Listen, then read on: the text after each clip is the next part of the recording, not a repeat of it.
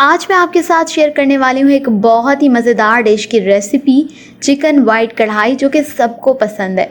تو سب سے پہلے ہم لیں گے ایک برتن جس میں لینے والی ہوں ½ کپ آئل یا گھی، جو بھی آپ چاہیں آپ لے سکتے ہیں۔ اس کے بعد چکن لیا ہے میں نے ½ kg، یعنی کہ آدھا کلو مرغی کا گوشت، جسے میں نے اچھی طرح دھو کے صاف کر لیا ہے۔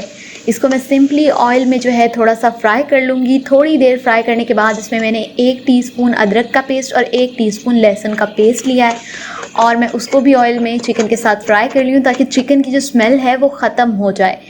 اس کے بعد جب یہ تھوڑا سا فرائی ہو جائے گا تو اس میں ہم حسب ضرورت نمک شامل کر لیں گے۔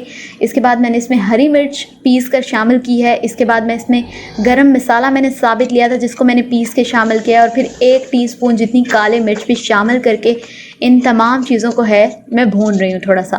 اب تھوڑا سا جب چکن فرائی ہو جائے گا، اس کے بعد ہم اس میں شامل کریں 1 کپ جتنی دہی۔ اس کے بعد پھر سے ہم اسے بھونیں گے اچھی طرح سے دہی کے اندر۔ اب میں اس میں شامل کر رہی ہوں چکن وائٹ کڑھائی مسالہ۔ مجھے زیادہ پسند نہیں ہے، اس لیے میں زیادہ اسپائسی کھانا نہیں کھاتی، اس لیے میں تھوڑا سا شامل کروں گی۔ آپ کو زیادہ اسپائسی پسند ہو تو آپ زیادہ بھی شامل کر سکتے ہیں۔ اب میں اس میں لے رہی ہوں صرف 2 ٹیبل سپون جتنی کریم۔ اب آپ گھر کی ملائی بھی استعمال کر سکتے ہیں اس میں، اور اچھی طرح سے جو آخر میں ہم اس کو ملائی کے ساتھ بھون لیں گے، یعنی کہ کریم ڈال کر ہم اس کو تھوڑا سا بھون لیں گے تاکہ اس میں بہت اچھا سا کریم کا ٹیسٹ ڈیولپ ہو جائے۔ بس تھوڑی دیر بعد جب آپ بھون لیں، آپ کو لگے کہ یہ ریڈی ہو گیا ہے، تو دیٹس اٹ، آپ اسے سرو کر سکتے ہیں۔ بہت ہی مزیدار ریسیپی ہے یہ، پلیز ٹرائی کیجیے گا۔ اینڈ میں آپ اس کو ادرک کے ساتھ گارنش بھی کر سکتے ہیں۔ اچھا، اس میں ہم نے لال مرچ اور پیاز بالکل بھی شامل نہیں کرنا۔